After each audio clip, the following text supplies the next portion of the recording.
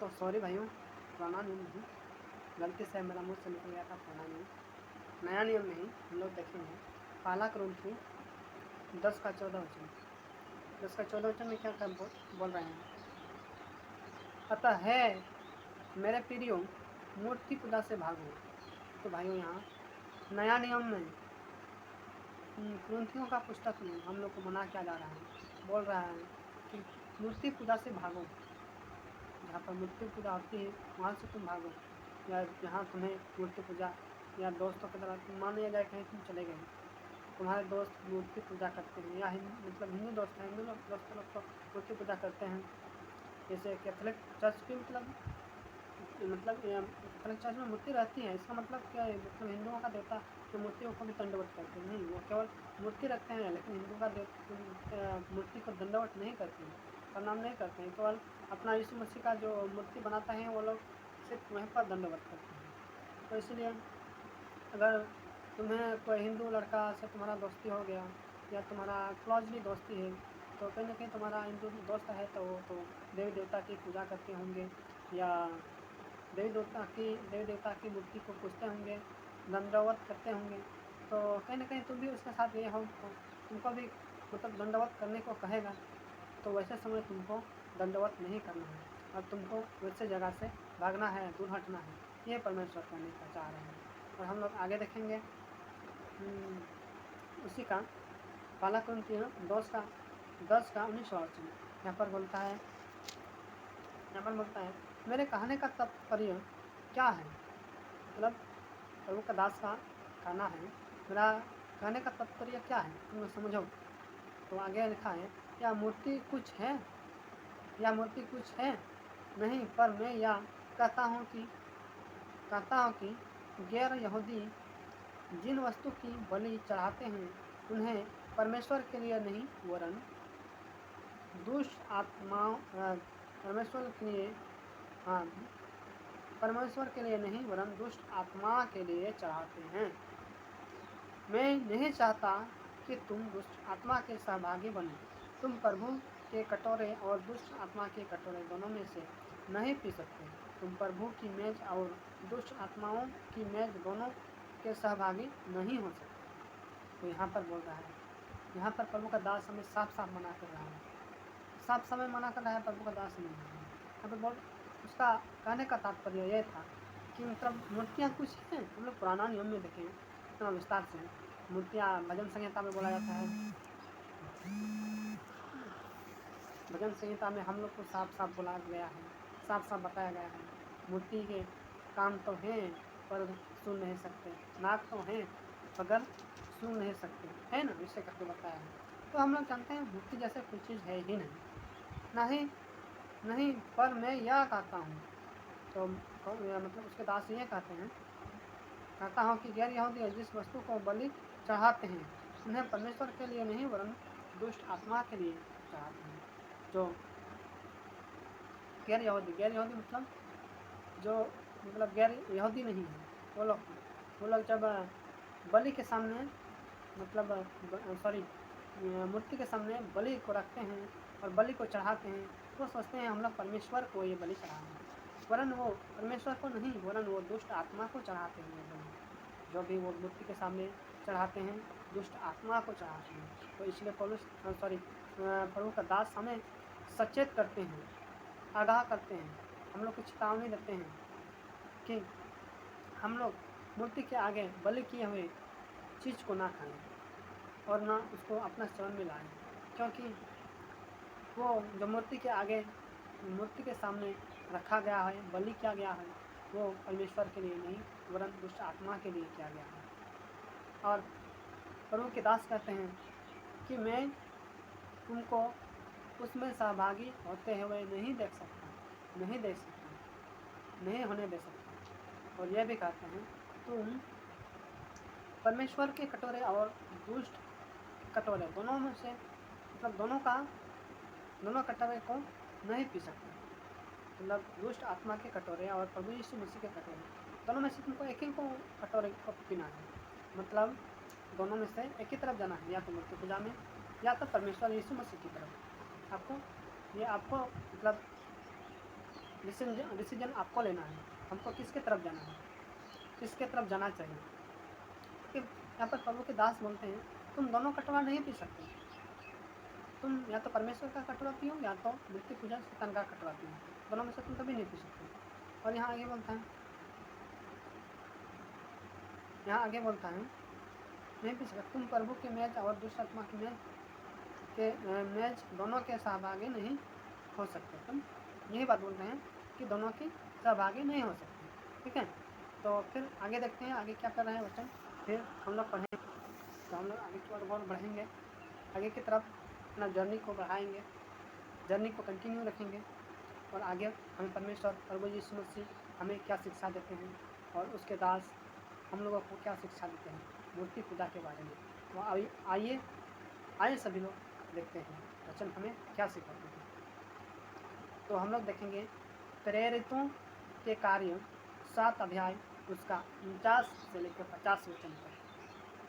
तो यहाँ पर बोलते हैं स्वर्ग मेरा सिंहासन और पृथ्वी मेरा चरणों की चौकी है, तुम मेरे लिए किस प्रकार का घर बनाओगे, क्या मेरे विश्राम के लिए कोई स्थान हो सकता है, क्या मेरे हाथों ने ही सबको नहीं बनाया। प्रभु यीशु यहाँ बोल रहे हैं कि मतलब परमेश्वर मतलब जो लोग बोलते हैं परमेश्वर मूर्ति के अंदर रहते हैं, यहाँ पर परमेश्वर साफ साफ बोल रहे हैं परमेश्वर मूर्ति के अंदर नहीं रहते। और यहाँ पर परमेश्वर बोल रहे हैं स्वर्ग मेरा सिंहासन है और धरती मेरा पाँव की चौकी है, तो क्या तुम मेरे लिए मंदिर बनाओगे कि मैं उसमें रह सकूं। इससे हो सकता है जब इतना बड़ा स्वर्ग और धरती, इतना पूरा पृथ्वी इतना बड़ा है, इतना बड़ा जब उसके इतना बड़ा में उसको पाँव की चौकी है, तो मतलब हम लोग जिस प्रकार चौकी रखते हैं ना, उसी प्रकार का एक चौकी है उसके लिए धरती, और स्वर्ग उसका सिंहासन है, कुर्सी है जिस पर वो बैठता है। तो क्या हम लोग उसको एक घर में रख सकते हैं, वो एक घर में रख सकता है, या मूर्ति में वो रह सकता है, इतना जगह है मूर्ति में, या कोई घर में उसे रह सकता है, नहीं।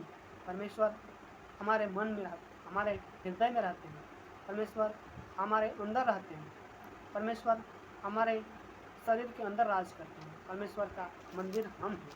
हम लोग परमेश्वर के लिए कोई मंदिर नहीं बना सकते हैं।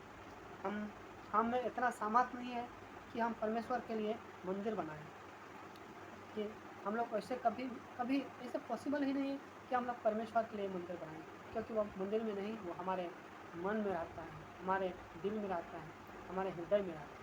परम परमेश्वर हमारे शरीर। तो प्रियो, यह वचन का ये मतलब नहीं है कि मतलब बोल रहे हैं मैं किसी घर पे नहीं रह सकता, इसका मतलब नहीं है कि मतलब हम लोग चर्च नहीं जाएंगे। चर्च जाएंगे क्योंकि वहाँ पे हम विश्वासी भाई बहनें रहते हैं, और उस विश्वासी भाई बहन में परमेश्वर प्रभु यीशु मसीह का उपस्थिति रहता है, और उसके वजह से हमें संगति में अपने परमेश्वर के दास दासी बेटा बेटी जो के साथ हमें मिलने का मौका मिलता है, और संगति करने का मौका मिलता है, और संगति करते हैं, और परमेश्वर का स्तुति करते हैं, परमेश्वर की जय जयकार करते हैं, परमेश्वर का धन्यवाद करते हैं, और परमेश्वर की आराधना करते हैं। इसलिए हमें चर्च जाना चाहिए। भाइयों, हम आप लोग को इस वचन से सिखाना चाहता हूँ, और भी वचन है बहुत सारा, तब भी चलो थोड़ा सा देख लेते हैं और आगे इसमें देखते हैं प्रेरितों का कार्य 15 वचन उसका 29वां वचन में क्या कहते हैं। अध्याय 15 और 29वां वचन में देखते हैं कि तुम मूर्तियों पर बलिदान चढ़ाई गई वस्तु से लहू से गला घोंटे हुए के मांस से तथा वह विचार से परे रहो, इनसे बचे रहो तो तुम्हारा भला होगा। यहाँ बोलते हैं परम परमेश्वर कि जो मूर्ति के आगे बलि क्या है उससे तुम बचे रहो, और अगर तुम उससे काम करते हो तो वो एक तरह का पाप है और तुम व्यभिचार से बच सकते हो। परमेश्वर यह कहते हैं। और भी आगे सवाल है या वचन है, थोड़ा सा और थोड़ा कर लेते हैं। प्रेरितों के कार्य 17 अध्याय उसका 14वां वचन लिखेंगे हम लोग, उसमें क्या कहते हैं। 17 का 24 वचन परमेश्वर जिसने जगत और उसमें की सब वस्तुओं को बनाया वही स्वर्ग और पृथ्वी का प्रभु है। वह हाथ के बनाए हुए मंदिर में निवास नहीं करता। यहाँ पर साफ साफ बोल रहा है कि जिसने पृथ्वी और सारी पृथ्वी के सब जीव जंतु मनुष्य सब प्रकार के चीज़ को बनाया, वो परमेश्वर यहोवा ही था, परमेश्वर यीशु मसीह था। और वो मनुष्य द्वारा बनाए गए मंदिर में नहीं रहते। वो जो अपने आप से बनाया है, अपने से बना है एक इंसान, अपने से बना है। जब हवा और आदम को बना रहे थे उस वक्त प्रभु यीशु मसीह हवा और आदम को नहीं बना रहे थे, एक इंसान को नहीं बना रहे थे। वो अपना मंदिर बना रहे थे। वो अपना आत्मा उस मंदिर में वास करने के लिए अपना मंदिर बना रहे थे। जब हवा और आदम को बनाया उसने अपना मंदिर बनाया। परमेश्वर का सोच था कि इस मंदिर में मैं रहूँगा, इसलिए ये हमारा शरीर जो है ये परमेश्वर का मंदिर है। और हम उसे बर्बाद नष्ट ना करें दुष्ट कामों से, नशे गंजड़ियों से और बुरी कामों से हम उसे बर्बाद ना करें। नहीं तो वचन में प्रभु लिखे हैं, जो मेरे मंदिर को नाश करेंगे उसे मैं भी नाश करूँगा, इसे लिखा है। तो भाइयों, हमारे परमेश्वर हमारे अंदर रहते हैं। वो हमें परमपिता परमेश्वर को इसी मंदिर में ना ढूंढें, क्योंकि वो हमारे अंदर वास करते हैं। इसलिए हम लोग अपना सच्चाई और सिधाई से प्रभु का स्तुति करेंगे और धन्यवाद करें। तो आइए वचन की तरफ बढ़ते हैं। तो यहाँ प्रेरितों के कार्य 19 अध्याय के 23वां वचन में लिखा है, इन दिनों में इस बंद के विषय में बड़ा उपद्रव हुआ, क्योंकि देमेत्रियुस नाम का एक सुनार था जो अर्तिमिस के चांदी के मंदिर बनवाकर कारीगरों के बहुत व्यवसाय दिलाता था। उसने उन्हें और इसी प्रकार का धंधा करने वाले कारीगरों को कत्ल करके कहा, है भाइयों, जानते हो कि हमारी स्वतंत्रता इसी धंधे पर निर्भर है।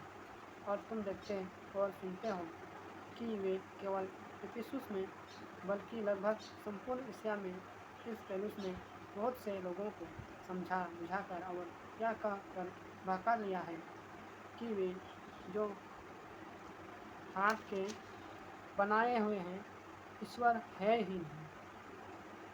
सही बात, यहाँ पर पौलुस सही बात कह रहे हैं कि मतलब जो सुनार था, जो सोने का मूर्ति वगैरह बनाया करता था, वो जब पौलुस प्रचार करने आया था तो मतलब वहाँ प्रभु यीशु में बहुत लोग विश्वास करने लगे थे।